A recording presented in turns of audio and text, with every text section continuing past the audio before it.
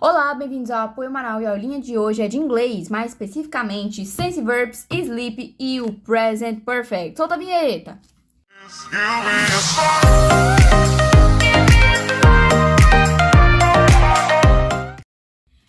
É o seguinte, começando, nós temos os Sense Verbs, que eles compreendem a todos os adjetivos ou características que a gente tem para as coisas ao nosso redor, absorvidas pelos nossos sentidos, como olfato, paladar, visão, tato, audição, entre outros. Primeiramente, nós temos aqui colorful, que é colorido.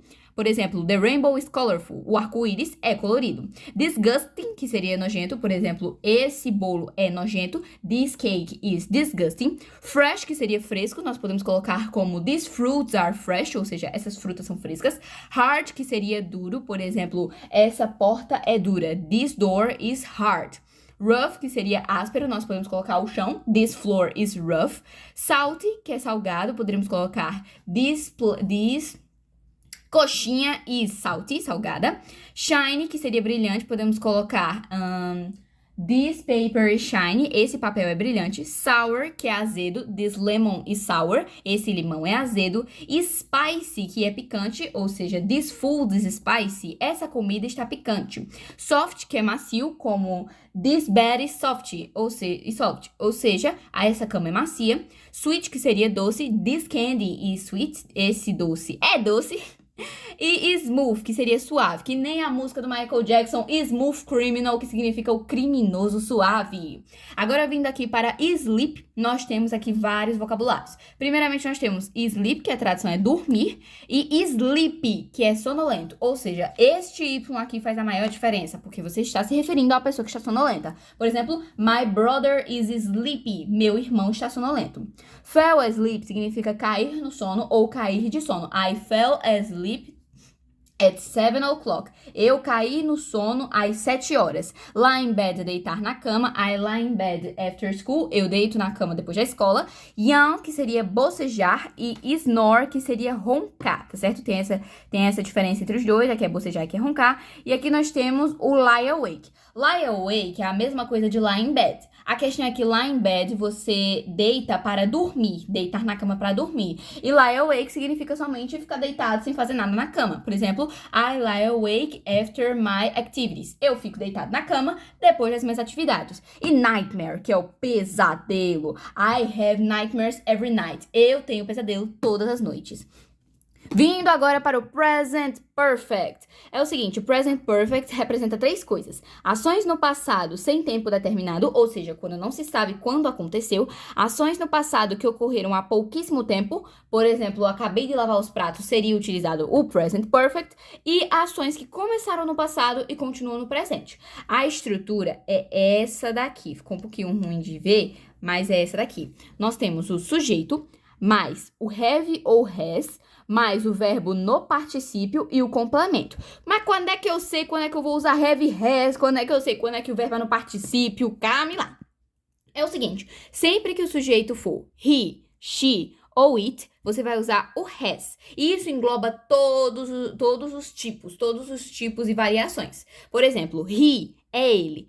Ele, então, eu posso me referir como João, como meu pai, como o meu professor. Todos eles englobam he. Então, todos eles vão usar o has. Por exemplo, my dad has gone to the work every day since last week.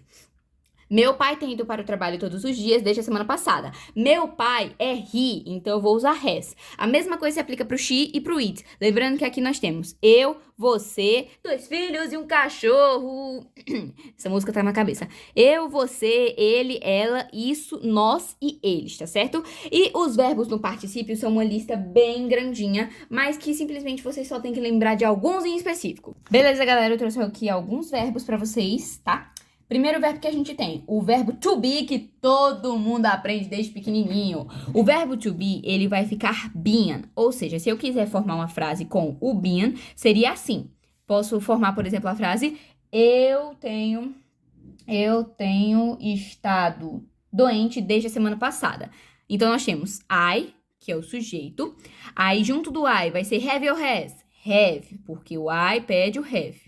I have been, que seria o nosso sendo. Eu estou sendo. Fica bem estranha a tradução mesma, mas tudo bem. I have been sick, tá? Since last week. Ou seja, eu tenho aqui o meu sujeito, eu tenho aqui o meu verbo, que é do present perfect. Eu não usei o has, porque o has só vai entrar com he, she ou it. E eu tenho aqui o meu verbo no particípio, que é o been. Eu tenho estado doente desde semana passada. Uma coisa que eu quero complementar para vocês. Nós temos uma diferença entre o since e o for.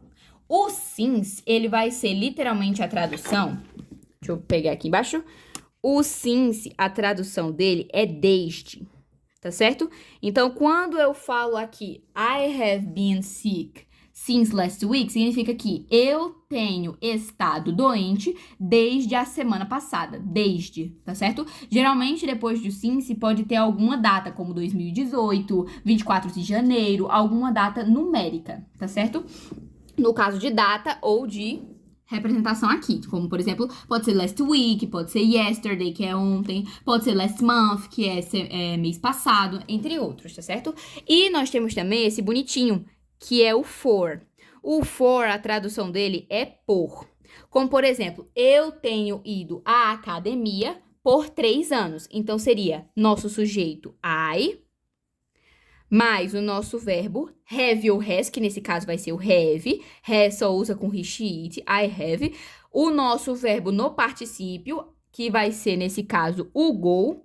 O go, ele fica gone, tá certo? I have gone. Então, nós temos aqui sujeito, have ou has, mais o particípio. I have gone to the gym, para a academia, tá? For 3 years. Por 3 anos. Quando tiver um número assim físico e não expressões como last week, yesterday, last month, sempre que vier essas expressões assim como last week, last month, yesterday, você vai usar o since, porque significa desde. Tá certo? Mas se houver expressões como 3 anos, 2 meses, ou 2 meses, 5 dias. Sempre que vier expressões como essa, você vai usar o for, porque significa por 3 anos, por 2 meses, por 5 dias. Tá certo, galera? É isso, se inscreve no canal, deixa o like, não esqueça de compartilhar aí com seus coleguinhas. E eu vou deixar aqui no final do vídeo uma foto de alguns dos verbos no particípio que são mais cobrados em prova e em teste, tá certo, galera? Um beijo e